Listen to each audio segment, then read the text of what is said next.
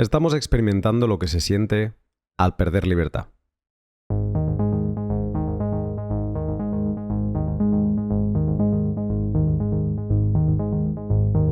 Hace no mucho tiempo podías presentarte con 30.000 euros en efectivo en un concesionario y salir de él conduciendo, sin preguntas de más, sin miradas raras. Ahora no puedes prácticamente utilizar el cash. Te ves obligado a utilizar bancos para pagar, con el coste y riesgo que eso supone, y encima, estos parecen trabajar más para el Estado que para ti, e informan de toda tu operativa para que sientas el aliento tributario en la nuca y no olvides declarar nada. Hace no mucho tiempo teníamos por normal el derecho de reunión, la privacidad en las conversaciones privadas y la libertad de expresión. Pero ahora, se nos priva el acceso a ciertas redes sociales, se instalan puertas traseras en aplicaciones de mensajería para leerlo todo, y se nos cancela, y a veces encarcela, por hacer públicas algunas de nuestras ideas. Normalización del espionaje, criminalización de la privacidad y trabajo incansable de medios y reguladores para convencerte de que lo malo es bueno y que no tendrás nada y serás feliz. Todo este encierro ideológico y económico no es nuevo. Lo hemos sufrido antes, pero no lo recordamos. Y como el hombre que no conoce su historia está condenado a repetirla, hoy te traigo la lectura de un texto para romper con eso y pasar a la acción. Un texto de 1978 en el que se condensan reflexiones de 30 años de represión, cancelación y aislamiento, y en el que su autor, Václav Benda, nos regala la única estrategia viable, moral y práctica para pasar a la acción y vivir mejor. Es hora de que conozcas las bases y hoja de ruta de las polis paralelas.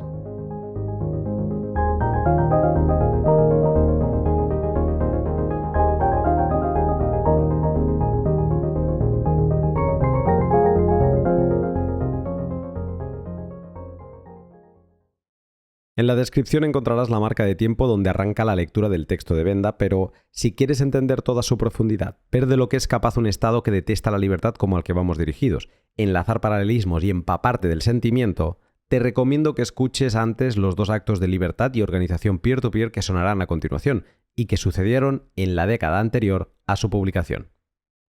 Y este podcast es gracias a ti que me apoyas con tus contravalores en Nostr y Patreon, y también a mis sponsors.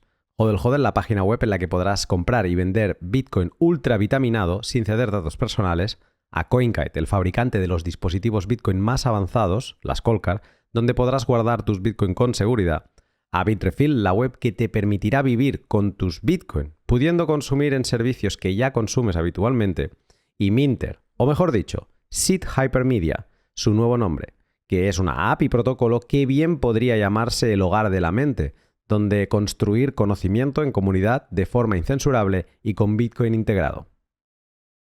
Todo este documento rinde homenaje a los disidentes de los países del bloque del Este y también al Instituto de Criptoanarquía Parallelní Polis. Acto primero. La primavera de Praga. En 1968, en la antigua República Socialista Checoslovaca, floreció la esperanza.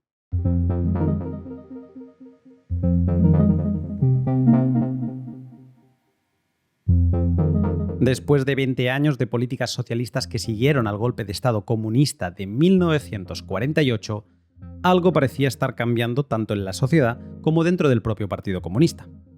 El 5 de enero, Alexander Dubček, recuerda este nombre, fue nombrado secretario general del Partido Comunista de Checoslovaquia. Y esto, en un contexto comunista, equivalía a ser el máximo dirigente del país y a tener el control del rumbo del Estado. Sorprendentemente, Dubček alcanzó el poder con un discurso aperturista y flexibilizador de libertades, en lo que acabó llamando socialismo de rostro humano. La misión del partido es construir una sociedad socialista avanzada sobre bases económicas sólidas. Un socialismo que corresponda a las tradiciones democráticas históricas de Checoslovaquia, de acuerdo con la expresión de otros partidos comunistas. Ojo a esto, porque esta cita, aunque breve, lleva 2 mensajes que son misiles. Dubček habla de construir una sociedad socialista sobre bases económicas sólidas, haciéndole un guiño a la economía de mercado y no a la planificada que venían sufriendo. Y también habla de un socialismo de tradiciones democráticas. Ojo, que hablar de democracia ahora es normal, pero decirlo en un país totalitario no es nada trivial. y más siendo el máximo dirigente y teniendo siempre a la escucha al aparato de vigilancia soviético. Pues bien, lo de Dubček no fue simple palabrería, y pronto lo demostró con reformas de gran calado, como la abolición de la censura el 4 de marzo, apenas 2 meses después de ser nombrado secretario general, o el programa de acción de abril de 1968, que incluía la libertad de prensa, la libertad de expresión, libertad de movimiento y la posibilidad de un gobierno multipartidista. Toma ya. Todo mientras limitaba el poder de la seguridad del Estado, la policía secreta, y abría línea directa con Occidente para mantener buenas relaciones, sin romper claro con la Unión Soviética, con quien esperaba seguir cooperando. Muy rápidamente, los medios de comunicación que habían estado sometidos, censurados y fiscalizados por el aparato estatal de la propaganda empezaron a hacer uso de su libertad de expresión y se convirtieron en un instrumento de crítica al régimen constante, estableciéndose también así como una especie de canarios de la mina para demostrar cómo de cierto era el compromiso del nuevo secretario general con la flexibilización de libertades. Y así fue como floreció la conocida como Primavera de Praga, donde aparecieron nuevas publicaciones, nuevos partidos políticos y la gente, que venía de 20 años de oscuridad y reclusión, se lanzó a las calles y las llenó de conversaciones, reflexiones y debate político sin miedo a represalias. Heda Kovali, una escritora checa de la que te recomiendo que investigues un poco su biografía, porque tremendo lo que vivió esa mujer, definió la experiencia de la Primavera de Praga así. La Primavera de Praga tenía toda la intensidad, ansiedad y surrealismo de un sueño convertido en realidad. La gente inundaba las estrechas calles del casco antiguo de Praga y los jardines del castillo Hrádčany y permanecían allí hasta las altas horas de la madrugada.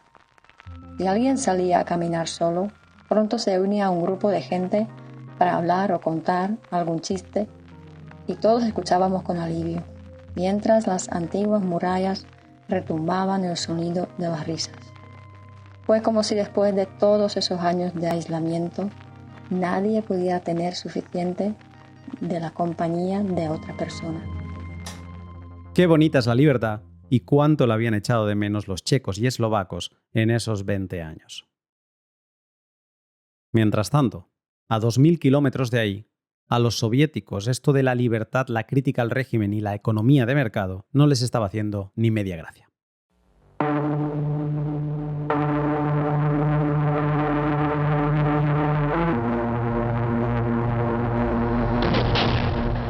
El 21 de agosto, apenas 8 meses después del nombramiento de Dubček, fuerzas armadas de la Unión Soviética y 3 países más del Pacto de Varsovia invadieron el territorio checoslovaco para arrancar de raíz la Primavera de Praga. Después de la Segunda Guerra Mundial, fue la operación militar más grande en Europa, con más de 200.000 soldados y 2.000 tanques. Fue una guerra no declarada y los enfrentamientos duraron 7 días. Murieron más de 150 personas.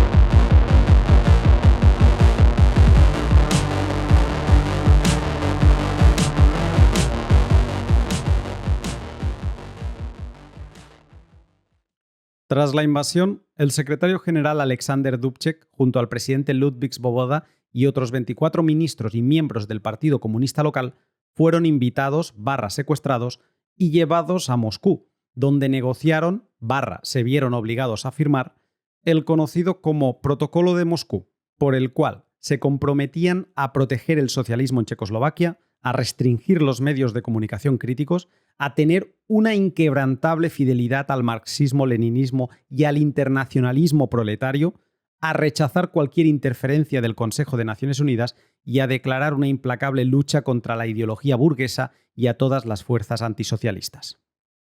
Todos firmaron. Bueno, todos menos uno.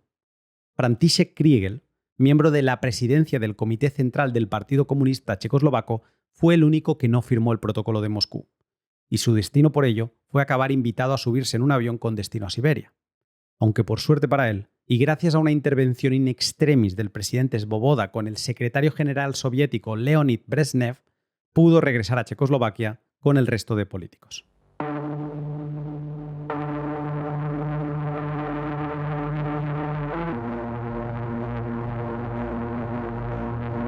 A su regreso, empezó entonces el que se conoce como periodo de normalización, periodo en el que se trabajó por restaurar las condiciones anteriores a la reforma de la Primavera de Praga y que supuso la consiguiente pérdida de libertades experimentada por la sociedad que floreció durante 8 meses.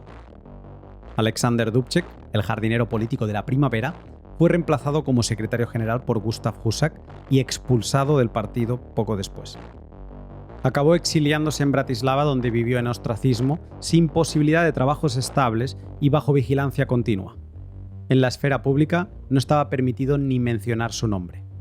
Para Dubček, 1984 de Orwell fue un relato en primera persona.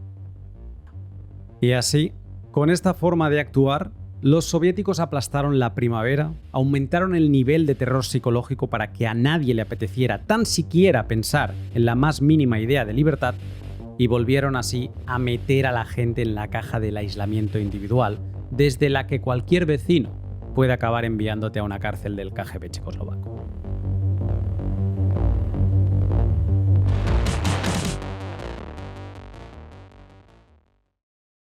Acto segundo. Charter 77. Llevamos ya un año viviendo bajo un régimen impuesto, durante el cual nuestra vida solo ha empeorado. El suministro de bienes es deficiente, los precios aumentan, la producción está desorganizada y las causas fundamentales aún no se han abordado. Muchas personas capacitadas, entusiastas y debidamente elegidas han tenido que abandonar sus puestos de trabajo o funciones.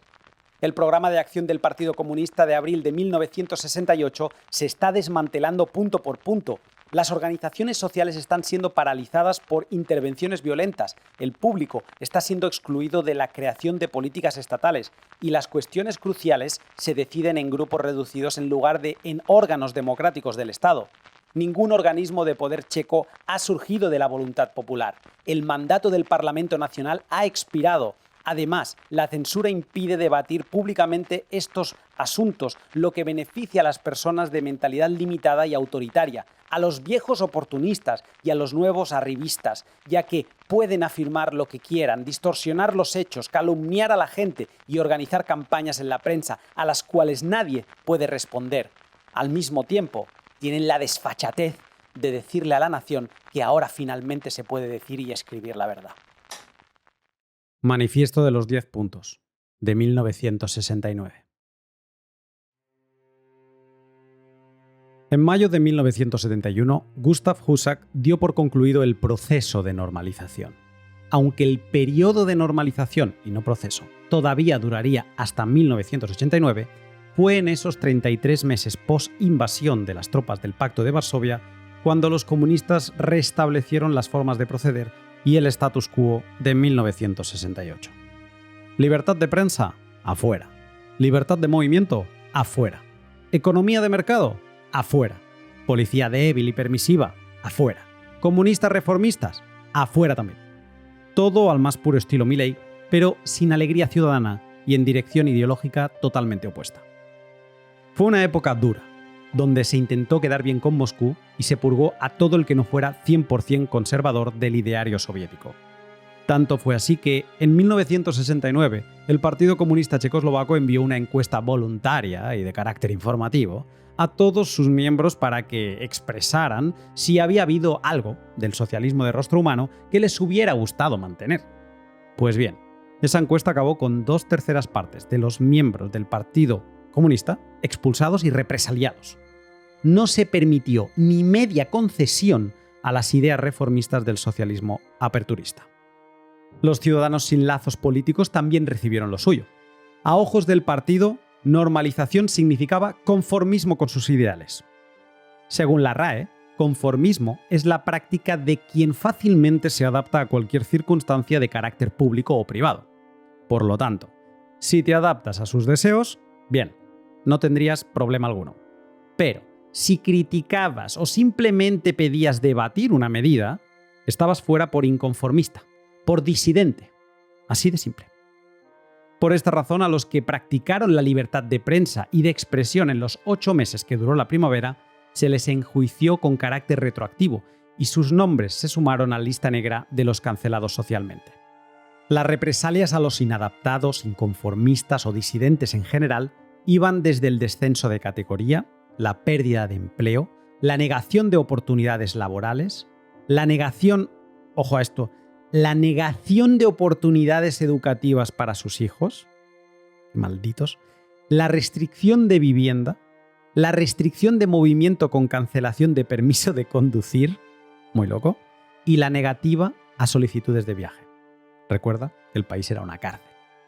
Todo esto que acabo de mencionar es en el mejor de los casos, pero en el peor de ellos sufrías vigilancia constante, y cuando digo constante es constante, 24/7, incluso construían casetas al lado de tu casa, arrestos continuados, encarcelamiento o expulsión del país.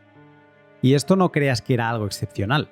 Era el pan de cada día para todo el que se atreviese a hablar en público sobre algo que quedara ligeramente fuera de lo conforme. Por poner un ejemplo, al exiliado exsecretario general del partido, Alexander Dubček, no se le concedió un trabajo estable hasta pasado unos años, y el primero que consiguió fue el de ayudante de guarda forestal, donde se dedicó a plantar árboles. En la ciudad, pero, uno de los empleos estrella reservado para disidentes fue el de vigilante nocturno. Así te tenían dormido cuando los que acataban estaban despiertos. Por todo ello, la sociedad volvió a recluirse en su núcleo familiar para que al menos así, aceptando una vida en la mentira, sus hijos pudieran tener una vida sin carencias excesivas y con educación digna.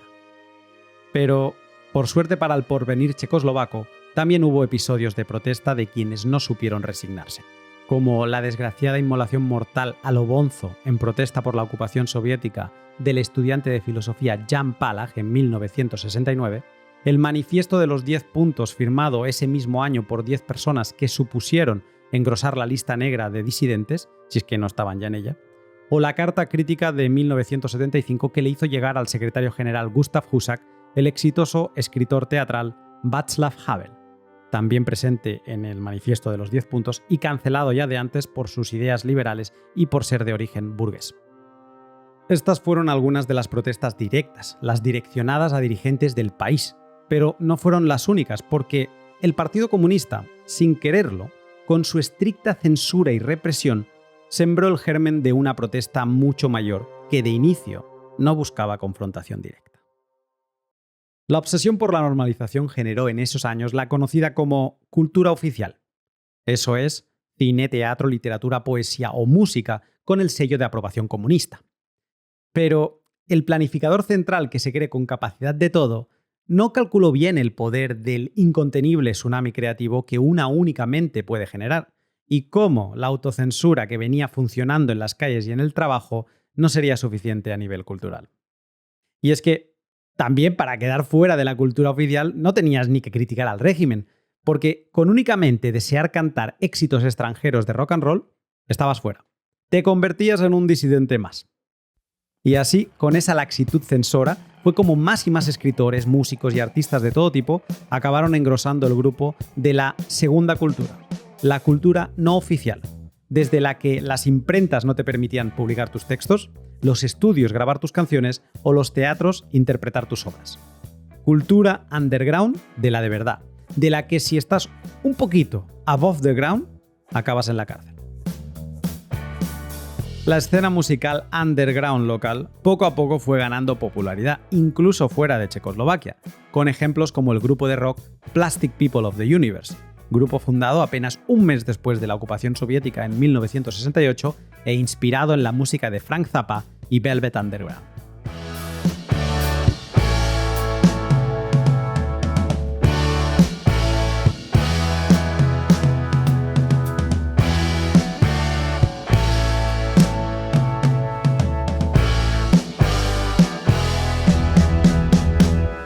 Sin medios de distribución oficial a su alcance, la segunda cultura abrazó los encuentros, conciertos y fiestas clandestinas de todo tipo, y como canal informativo y de distribución literaria utilizó el samizdat. Ojo a esto que es bastante interesante. Samizdat. Samizdat es un término ruso utilizado en muchos países del bloque del Este para describir la práctica de reproducción manual de publicaciones censuradas, clandestinas o underground, que se compartían comúnmente a mano, como de pasamanos, de lector a lector. Imagina textos, en muchos casos, hechos a mano, ni a máquina, hechos a mano, que viajaban en privado, ocultos en todo tipo de medios como tapas duras de libros, en mapas, etc. Gracias todo ello a particulares que ponían la piel en el juego solo por compartir cultura. Puro peer-to-peer pre-internet con un skin en el juego nivel Dios. El objetivo del movimiento underground es crear una cultura alternativa, una cultura que será independiente de los canales oficiales de comunicación, de la evaluación social y de la jerarquía de valores impuesta por el sistema. Una cultura que no puede aspirar a destruir el sistema porque eso solo jugaría a favor del propio sistema. Iván Girus.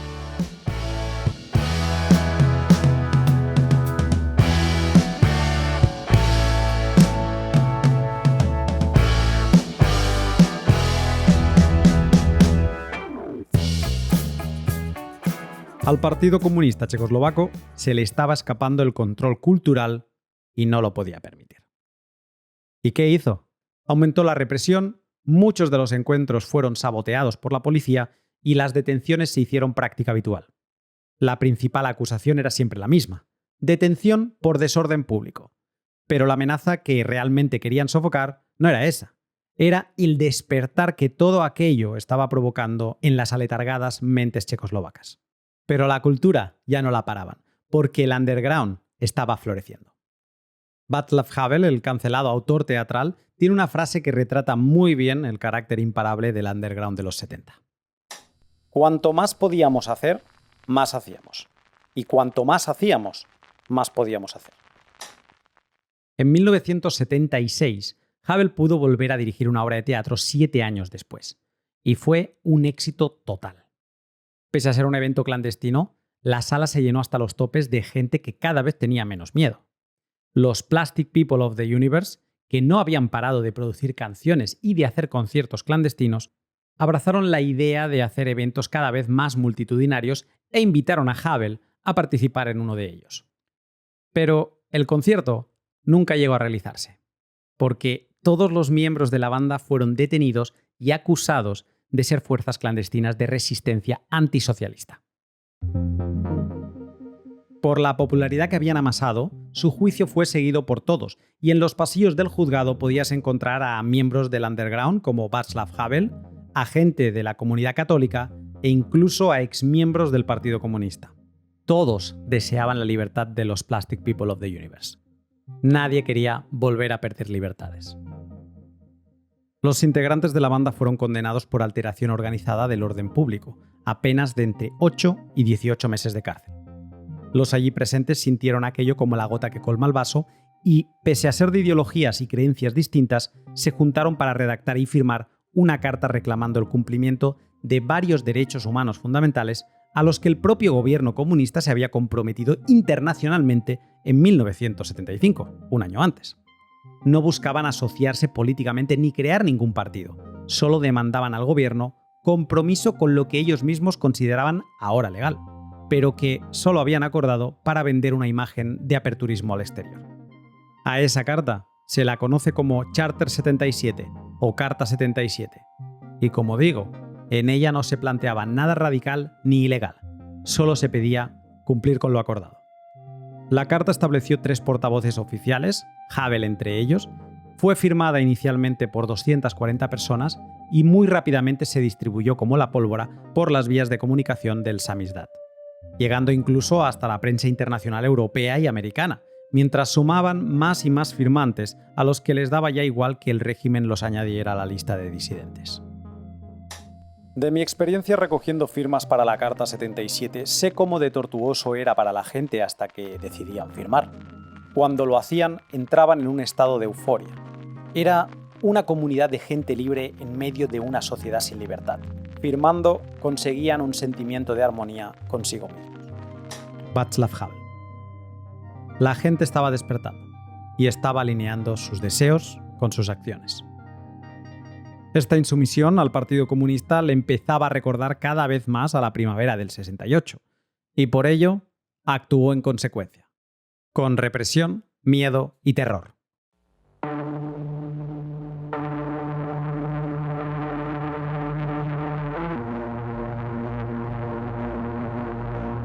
Todos los firmantes de la Carta 77 fueron perseguidos, cancelados socialmente, detenidos, interrogados, encarcelados y a muchos se les intentó forzar al exilio.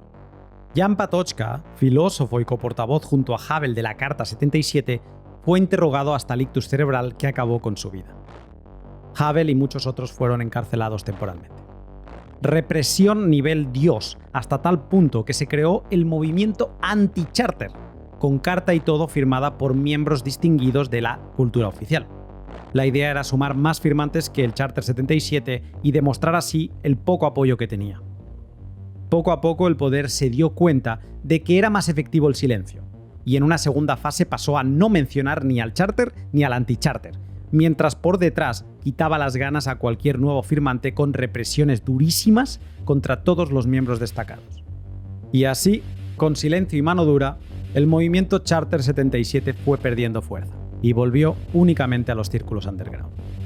Una vez más, la criminal represión comunista conseguía aplastar una primavera checoslovaca. Vuelta a la cueva. Vuelta a la soledad.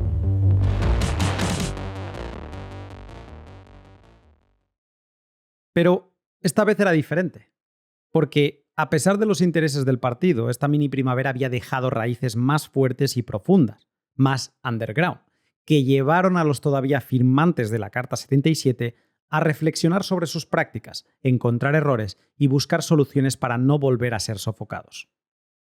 A principios de 1978 acordaron hacer una puesta en común de sus ideas reuniéndose en clandestinidad. Y ahí, con Václav Havel entre los presentes, el que más sorprendió fue otro Václav, en este caso, Václav Benda, que vino con los deberes hechos y presentó un texto identificando, por un lado, los errores cometidos por el movimiento 77 y por otro, con un plan de acción que no solo serviría a los disidentes checoslovacos de los 70, sino que también sentaría las bases de la forma de actuar de otros movimientos que vendrían bastante más tarde, como el cypherpunk o Bitcoin. El título de ese texto es hoy histórico, y fue Polis Paralela. Polis Paralela, de Václav Benda. En primer lugar, creo que el problema de cómo y qué hacer a continuación, incluidas las dudas, depresiones y conflictos que provoca, ya se planteó en toda su magnitud en la declaración inicial. Con esto quiero decir, entre otras cosas, que todas las peripecias de los últimos 16 meses, ya sea en relación con los vínculos externos o con el comportamiento de individuos, grupos y corrientes dentro de la Carta, han contribuido a nuestra incertidumbre solo de manera relativamente marginal. Intentaré explicar dónde veo las causas principales de esta incertidumbre. La Carta 77 ha logrado al menos dos éxitos notables. Ha abarcado una gama increíblemente amplia de opiniones políticas y mentalidades cívicas, y por otro, ha logrado mantenerse básicamente dentro de la legalidad. Por estos logros, ha pagado el precio de encontrarse desde el principio en una situación en gran medida esquizofrénica. Por un lado, parece que todos, a pesar de las profundas diferencias en la gravedad de la crítica y a pesar de las aún más profundas diferencias en las ideas sobre posibles soluciones, coincidimos en una evaluación muy sombría del sistema y del funcionamiento del poder político actual.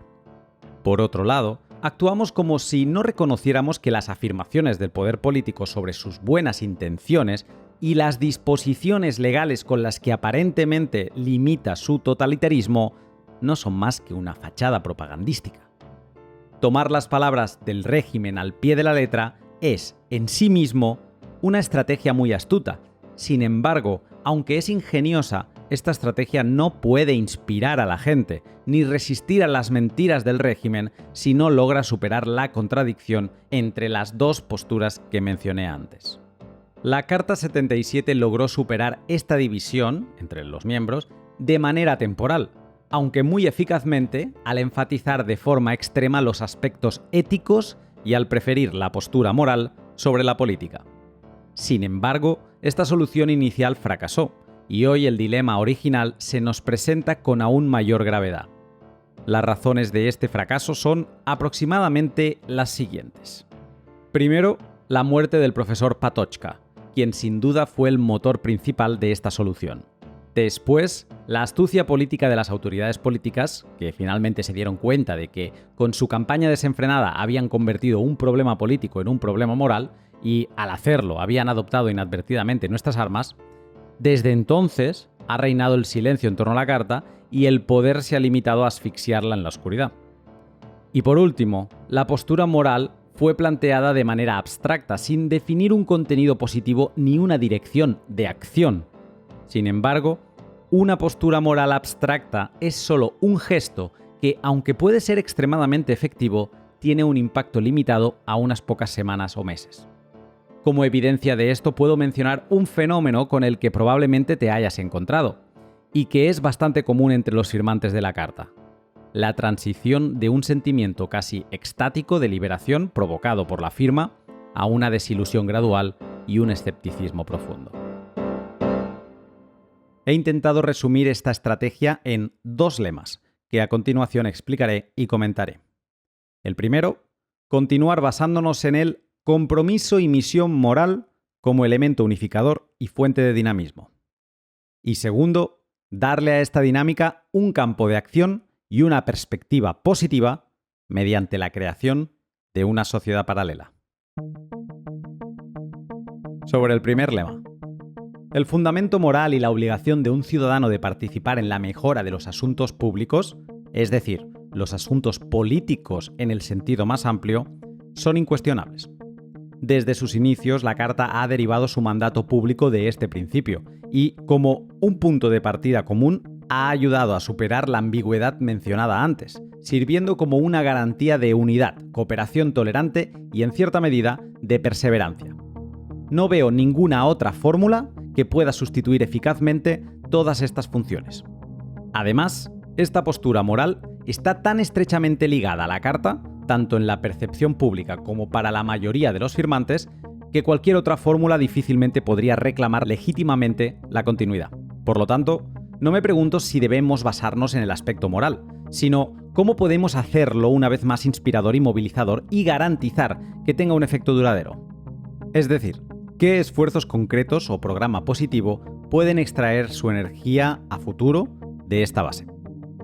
Si he comprendido bien lo que se esconde bajo las etiquetas de concepto radical y concepto retardatario, concepto radical como para romper las cosas y retardatario, lo he tenido que buscar, que se opone o resiste al avance o progreso, los 2 polos, ¿no? Pues si he comprendido bien lo que se esconde bajo las etiquetas de concepto radical y concepto retardatario, no puedo considerar ninguna de ellas como una respuesta con perspectiva a las preguntas planteadas. Un ciudadano ciertamente puede encontrar un deber moral en el hecho de entrar en conflicto con un poder político corrupto y buscar su destrucción. Sin embargo, en las circunstancias actuales, este deber es tan suicida que no puede reclamar reconocimiento público en ningún sistema ético razonable. Del mismo modo, un ciudadano puede sentirse moralmente obligado a evaluar la situación de manera realista e intentar, a través de compromisos y reformas, lograr al menos una corrección parcial. Sin embargo, dados los parámetros éticos del poder político actual, tal acción no debe confiar en que sus motivos morales serán comprendidos de manera general, ni que pueda funcionar como una apelación moral.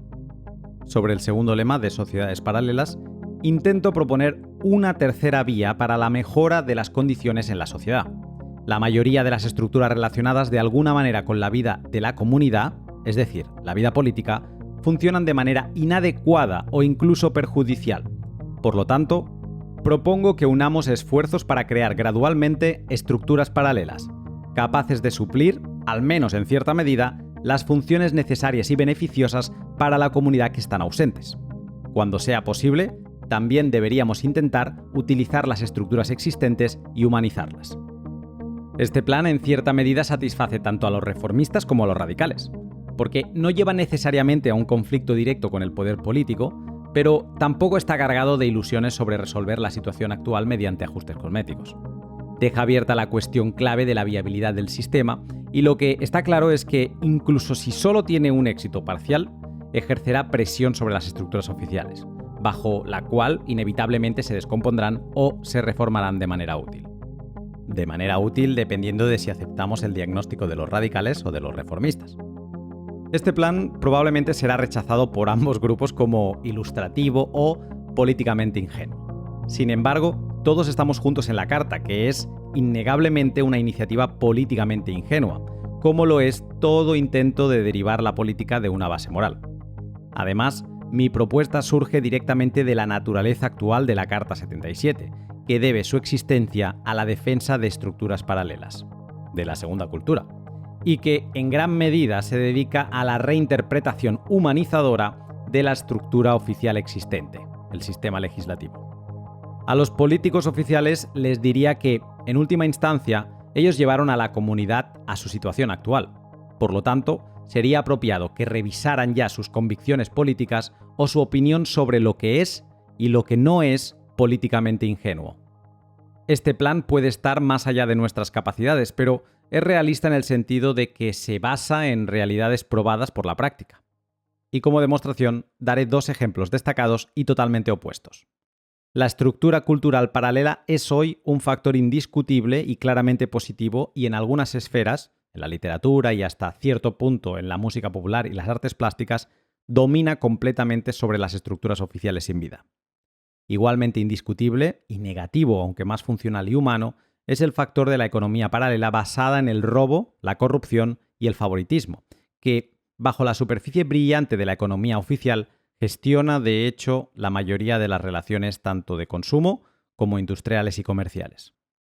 Y con todas estas consideraciones previas hechas, ahora las consignas concretas ordenadas al azar de mi plan. Primera consigna. Este punto es en realidad un preámbulo para todos los demás. Nuestro sistema legal es de hecho uno de los peores del mundo, porque está diseñado exclusivamente para fines propagandísticos y por lo tanto es extremadamente vago y carece de cualquier garantía. Al mismo tiempo, nuestro sistema legal permite una interpretación muy liberal, porque está concebido exclusivamente con fines propagandísticos y por lo tanto también es extremadamente vago. Esta discrepancia debe ser aprovechada sistemáticamente y debemos prepararnos para que se pueda utilizar en nuestra contra en cualquier momento. La transición de un sistema totalitario a uno liberal, es decir, la transición del principio de todo lo que no está expresamente permitido está prohibido, al principio de todo lo que no está expresamente prohibido está permitido, solo puede imponerse mediante el constante examen del grado de lo permitido y la ocupación enérgica de las posiciones adquiridas. Estas dos frases son increíbles. Las voy a repetir porque creo que es importante que las tengamos. La transición de un sistema totalitario a uno liberal, es decir, la transición del principio de todo lo que no está expresamente permitido está prohibido, al principio de todo lo que no está expresamente prohibido está permitido, solo puede imponerse mediante el constante examen del grado de lo permitido y la ocupación enérgica de las posiciones adquiridas. Segunda consigna. La segunda cultura es, hasta ahora, la estructura paralela más desarrollada y dinámica. Debe ser utilizada como modelo para otras esferas y al mismo tiempo se debe apoyar por todos los medios su desarrollo, especialmente en las áreas que hasta ahora han sido descuidadas: crítica literaria y periodismo cultural en general, teatro, cine. Tercera consigna. La estructura paralela de la educación y la vida científica ya tiene cierta tradición, aunque en los últimos 2 años ha experimentado más bien una estagnación.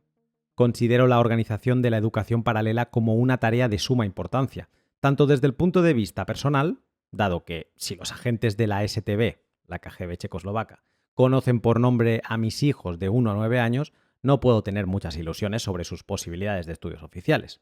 Pues eso sería, por un lado, como desde una perspectiva general, porque el underground, que es el componente más numeroso de la carta, ha logrado politizarse y superar su sectarismo, pero la durabilidad de este resultado parece depender de nuestras posibilidades de intervención ilustrativa en estos círculos. Creo que en esta esfera es adecuada cierta generosidad y un programa maximalista. Cuarta consigna. Ya verás qué actual. En sus primeros días, la carta logró crear un sistema de información paralelo que era funcional y ágil, e involucraba al menos a varias decenas de miles de personas. La degeneración gradual de este sistema, lamentablemente ocurriendo a una velocidad mayor de la que se puede justificar por la disminución del impacto inicial, considero que es uno de los mayores fracasos y síntomas de crisis de funcionamiento actual de la carta. Se puede estimar que en el periodo inicial varias decenas hasta cientos de miles de personas se familiarizaron con los materiales más importantes de la Carta 77 mediante difusión interna, sin contar la monitorización que se hizo desde el extranjero. Recientemente, este número ha disminuido a cientos o, en el mejor de los casos, a miles de personas. Por supuesto, el contenido y la forma de la información transmitida serán cruciales. Sobre esto, así como sobre cuestiones de publicidad exterior, hablaré en otro punto. Aquí, solo algunas normas técnicas cuya observancia, en mi opinión, podría contribuir a la mejora.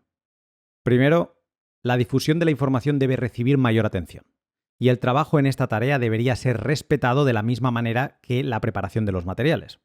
Todo aquel que hoy se queje de falta de información debería sentirse automáticamente obligado a difundir eficazmente la información obtenida. A predicar con el ejemplo, vaya.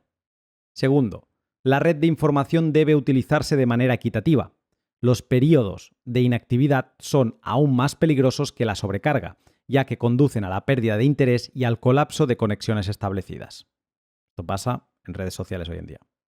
Particularmente cerca de la fuente se debe seguir el principio de que el efecto es más importante que la cortesía social y dar prioridad a la información a lugares desde donde se garantice su difusión adicional.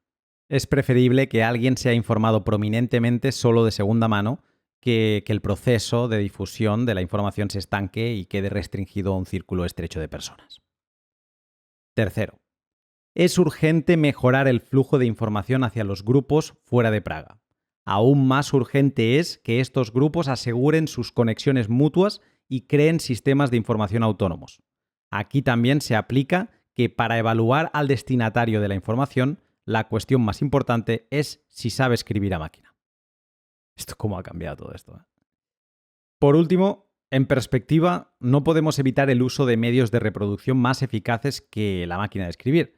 Es necesario, por un lado, elaborar de inmediato un sólido análisis legal de esta cuestión y, por otro, explorar las posibilidades de asegurar los recursos materiales mediante técnicas indudablemente legales, pero costosas, como las xerografías o fotocopias. Aquí hace referencia a que tener una imprenta o poder publicar por medios más prácticos para generar muchas copias estaba prohibido. Y por lo tanto quieren una evaluación legal.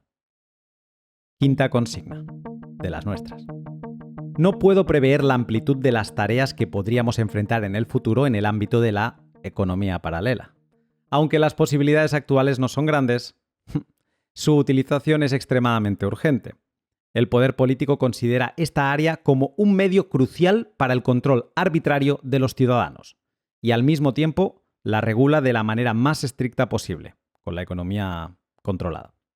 Por lo tanto, es necesario basarse en una contabilidad de extrema confianza. Cualquier otra excede el ámbito de la legalidad. Y expandir ampliamente las actividades caritativas y de apoyo. La comunidad propia debería basarse en un sistema de garantía mutua no solo moral, sino también material. Si conocieran los colaterales con Bitcoin.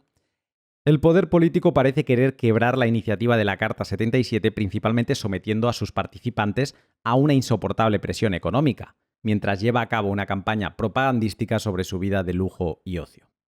Demostrar la moralidad y desinterés de nuestros propósitos mediante un ostentoso desprecio del factor material en estas circunstancias es tan ingenuo y peligroso como cuando alguien considera necesario informar extensamente a la seguridad del Estado sobre su vida porque la considera honorable y legal. En ambos casos, no solo se pone en manos del adversario, sino que también se acepta su falso y usurpado reclamo moral. Esta frase me ha parecido increíble, tanto que también la voy a volver a repetir. Demostrar la moralidad y desinterés de nuestros propósitos mediante un ostentoso desprecio del factor material en estas circunstancias es tan ingenuo y peligroso como cuando alguien considera necesario informar extensamente a la seguridad del Estado sobre su vida, porque la considera honorable y legal. Toma, en ambos casos no solo se pone en manos del adversario, sino que también se acepta su falso y usurpado reclamo moral. Por el contrario, es necesario enfrentar esta presión mediante el uso y la exigencia de solidaridad internacional, comenzando con el apoyo de individuos y organizaciones y culminando en formas mucho más prometedoras de cooperación cultural y científica, que aseguran una relativa independencia de las estructuras económicas oficiales. honorarios por obras artísticas y por publicaciones especializadas, becas, etc. Eso, cobrar por tus servicios. Sexta consigna. Es necesario crear las condiciones para el surgimiento de estructuras políticas paralelas, en el sentido más estricto, y fomentar su desarrollo. Este punto abarca una amplia gama de tareas desde la educación en conciencia y responsabilidad ciudadana, pasando por la creación de condiciones para el debate político y la formulación de opiniones teóricas, hasta el apoyo a corrientes y agrupaciones políticas específicas. En el ámbito de la política exterior paralela, mi propuesta parte de la premisa de que la internacionalización de cualquier problema puede no ser beneficiosa, pero definitivamente no perjudica. Algunas de las estructuras paralelas propuestas aquí, como la educación o la economía, no pueden funcionar, al menos en sus inicios, sin un apoyo extranjero efectivo. La publicidad extranjera de nuestros esfuerzos es su principal garantía contra la arbitrariedad del poder político y, para la mayoría de los ciudadanos, es también la principal fuente de información, radio y televisión extranjera. Sin embargo, es importante la cooperación mutua entre corrientes afines en los países del bloque oriental. En las últimas décadas, casi todas las naciones del bloque oriental han pagado un alto precio por la falta de dicha coordinación. Y aquí se está refiriendo a los países del bloque del este, a los países soviéticos. La publicidad de nuestras actividades es actualmente insignificante y nuestra cooperación con los movimientos paralelos dentro del bloque siempre ha sido lamentablemente insuficiente. Es necesario crear de inmediato un equipo que examine las causas de esta situación y proponga medios concretos para solucionarla. En estas 6 consignas, seguramente he omitido muchas otras estructuras paralelas que podrían considerarse con la misma urgencia. Las distintas estructuras paralelas también estarán vinculadas a la Carta 77 en diversos grados. Mi opinión sobre esto la intento expresar en la extensión de los puntos individuales.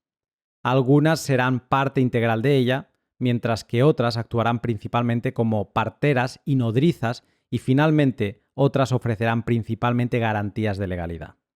Las estructuras paralelas así creadas inevitablemente superarán el marco de la Carta en diferentes áreas y tarde o temprano deberán adquirir existencia autónoma, no solo porque no encajen en la Carta en su forma y misión actuales, sino principalmente porque, de no hacerlo, no estaríamos construyendo una polis paralela, sino un gueto. A pesar de ello, la Carta no debería separarse drásticamente de estas iniciativas ni distanciarse de ellas. Tal paso la convertiría o la haría pasar de una posición de iniciativa ciudadana en un mero observador y le restaría gran parte de su carga moral. En el futuro, debemos contar con la posibilidad de que nos pongamos de acuerdo más en la base común de nuestros esfuerzos que en sus límites externos. Después de todo, la Carta como iniciativa ciudadana necesariamente se convierte en una iniciativa de otros, y debido a la naturaleza de la asociación libre, tampoco tiene los medios para definir de manera directa sus fronteras. En este sentido, la Carta ha sido, es y será fundada únicamente en la confianza, siempre renovada, de que los distintos grupos de firmantes se abstendrán de acciones que serían fundamentalmente inaceptables para otros grupos o que de otra manera perturbarían la unidad y cohesión original. Sin embargo, la Carta 77 debe continuar cumpliendo su tarea más propia, aparte del tema legislativo que mencionó en la primera consigna, el de monitorear casos graves de violaciones de los derechos humanos, llamar la atención sobre ellos y proponer medidas correctivas. Esto significa sobre todo continuar elaborando documentos fundamentales. Los documentos sustantivos deberían ir apareciendo en intervalos de no más de 2 meses, de lo contrario se romperá la continuidad. Es necesario ampliar significativamente el círculo de firmantes y no firmantes que participen activamente en la preparación y elaboración de documentos. En este sentido, recibo con agrado la propuesta de anunciar públicamente los temas y equipos responsables de la redacción. Por otro lado, en el tratamiento de los problemas específicos, y este aspecto se manifestará más intensamente cuanto más específica sea el área delimitada, y en las soluciones propuestas necesariamente se reflejarán las opiniones y actitudes personales de los autores, que naturalmente difieren de otras opiniones y actitudes. Es en el interés de todos nosotros aceptar este hecho, en lugar de producir documentos que, por una falsa aspiración a la objetividad y tolerancia, véase mi glosa polémica arriba, sean ambiguos y vacíos como los protocolos diplomáticos. Además, paso a los requisitos que ya están relacionados en cierta medida con mi plan. Creo que los documentos no deberían dirigirse solo a las autoridades, sino también, y de hecho, principalmente, a todos nuestros conciudadanos.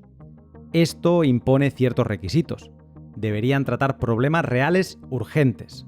No deberían ser innecesariamente largos. De lo contrario, no llegarán a la mayoría de los destinatarios. La extensión adecuada depende de la gravedad del tema. Y deberían ser lo suficientemente accesibles para el público general. Es decir, evitar el lenguaje jurídico u otro técnico. Esto a mí me parece espectacular. Si queremos eliminar la sensación general de desesperanza y falta de salida, y tampoco contribuir a ella, no debemos ignorar los resultados cuestionables hasta ahora del intento de diálogo con el poder político, y debemos aprender de ellos. Esto significa ir más allá. No hay nada que nos impida presentar en nuestros documentos, además o incluso en lugar de propuestas para la corrección institucional, también sugerencias para actividades ciudadanas paralelas que permitan mejorar la situación dada. O sea, todo en un maldito párrafo, increíble. Si la elaboración de documentos deja de ser un objetivo en sí mismo y se considera solo como una parte de un esfuerzo más duradero para investigar las causas del deplorable estado y promover su corrección, entonces la Carta 77 ciertamente no corre el riesgo de convertirse en un simple producto de papeles crujientes. No sé si se refiere aquí a burocracia. Tal enfoque, en el que la actividad documental se fusiona con la identificación de diversas posibilidades de corrección y la estimulación de su uso, también representaría la transición más natural al plan presentado aquí para construir una polis paralela. 17 de mayo de 1978, Václav Benda.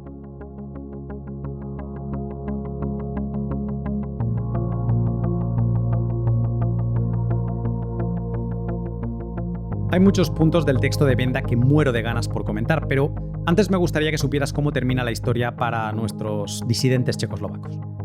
El renacer del movimiento Charter fue reprimido una vez más, y esta vez con mayor dureza para sus integrantes. Los Václav, que hasta entonces habían sido detenidos durante algunos meses, en este caso fueron detenidos por años. Incluso Havel salió de la cárcel antes de tiempo por temas de salud, que si no, hubiera estado ahí todavía algunos años más. Lo interesante del tema es que el Charter 77, el texto de Polis Paralela de Benda y otros que vendrían después, como El poder de los sin poder, ya habían dejado la semilla sembrada de lo que luego acabaría siendo la Revolución de Terciopelo. Una polis paralela destacable de esos momentos, cuando Benda estaba encarcelado, fue su propia casa, que se estableció como un faro de ayuda a todo el disidente que pasara por Praga y que no supiera cómo continuar o que necesitase ayuda legal para defenderse de la represión que estaba sufriendo. Era tal la demanda de ayuda que su mujer, en soledad porque tenía al marido detenido y con 6 hijos, eran muy católicos y tenían muchos hijos, pues su mujer acabó determinando o definiendo 2 días a la semana para visitas de ayuda, porque en cierto momento era cada día tener la casa llena no solo de sus hijos, sino de gente que estaba allí, que tenía historias y que necesitaba ayuda. Los hijos de Benda recuerdan esos momentos como muy divertidos e interesantes porque siempre estaban pasando cosas, siempre había gente nueva. Poco a poco se fueron creando más organizaciones paralelas de defensa de los represaliados, el samizdat siguió en aumento y fueron las nuevas generaciones de 1989, los estudiantes, que en una manifestación que no iba a ser para eso, decidieron homenajear a Jan Palach, el estudiante que en 1969, 20 años antes, había decidido inmolarse a lo bonzo en protesta por la ocupación soviética. Esta manifestación no cayó en gracia entre las autoridades, que lo reprimieron durísimamente, y con jóvenes heridos y sangrando por las calles, sus padres y abuelos, que ya habían vivido esto, dijeron basta y se empezaron a manifestar masivamente, llenando las calles de Praga de millones de personas, llegando a la huelga general en todo el país, y eso, ahora sí, acabó convirtiéndose en la Revolución de Terciopelo y acabó por obligar al Partido Comunista a dimitir y convocar elecciones democráticas. En un perfecto cierre de la historia y después de 41 años desde el golpe de Estado comunista, el represaliado Alexander Dubček el jardinero de la primavera de 1968, fue quien hizo los honores para declarar presidente de Checoslovaquia, presidente democrático de Checoslovaquia, al disidente Václav Havel. Poco después, la gente votó separarse y Checoslovaquia acabó siendo República Checa y Eslovaquia por separado, y Václav Havel fue también el primer presidente de República Checa.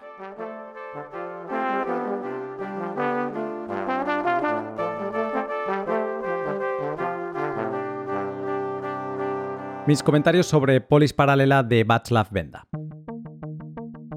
La premisa del texto de Benda y su principal conclusión sobre los errores cometidos por el movimiento Charter 77 es clara.